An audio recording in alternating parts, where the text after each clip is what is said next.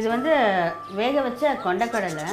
நான் வந்து இதில் வந்து கொண்டக்கடலை, புதினா, கொத்தமல்லி எல்லாம் போட்டு ஒரு கிரேவி மசாலா பண்ண போகிறேன். நம்ம வந்து ரெகுலராக சோலே தான் பண்ணுவோம். இது வந்து புதினா, கொத்தமல்லி ஆட் பண்ணுறதுனால ரொம்ப டிஃப்ரெண்ட்டாக இருக்கும். இந்த கொண்டக்கடலை வந்து ப்ரோட்டீன்ஸ் வந்து ரொம்ப ஜாஸ்தியாக இருக்குது.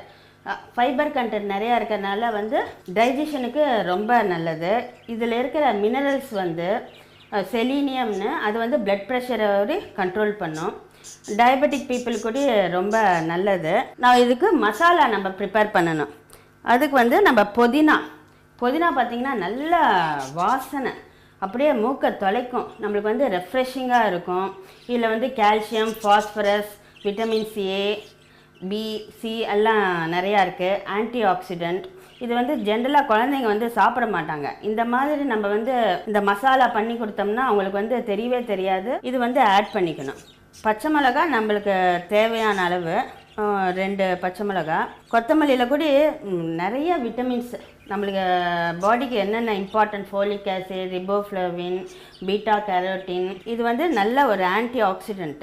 2 வெங்காயம், தக்காளி கூட, இது கூட பவர்ஃபுல் ஆன்டி ஆக்சிடென்ட். இது வந்து இப்போ தக்காளி வந்து நம்ம ரெகுலர் ஃபுட்டில் ஆட் பண்ணிட்டோம்னா பர்டிகுலர் டைப் ஆஃப் கேன்சர்ஸ், அதாவது ப்ரோஸ்டேட், கொலோன், பிரெஸ்ட் கேன்சர் எல்லாம் வராமல் தடுக்கும். இதுவும் 2 தக்காளி.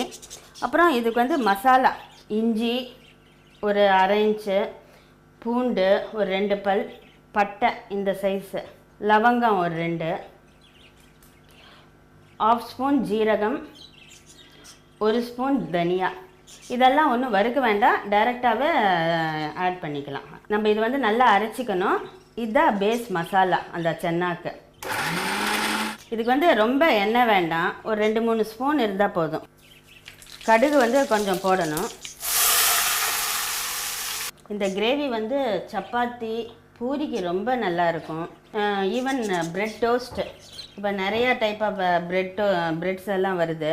அதை வந்து நல்லா டோஸ்ட் பண்ணிவிட்டு இந்த கிரேவியை போட்டு சாப்பிட்டோம்னா ஈவினிங் டிஃபனுக்கு ரொம்ப சூப்பராக இருக்கும். அதுக்கு எவ்வளோ வேணுமோ சால்ட்டு, கொண்டக்கடலையை ஆட் பண்ணிக்கணும். நம்ம கொண்டக்கடலை வந்து ஹை ஃபைபர் கண்டென்ட். ஆக்சுவலாக இந்த உடம்பெல்லாம் இளைக்கணும் அப்படின்னு நினைக்கிறவங்கெல்லாம், ஒபிசிட்டிக்கெல்லாம் ரொம்ப யூஸ்ஃபுல்லாக இருக்கும்.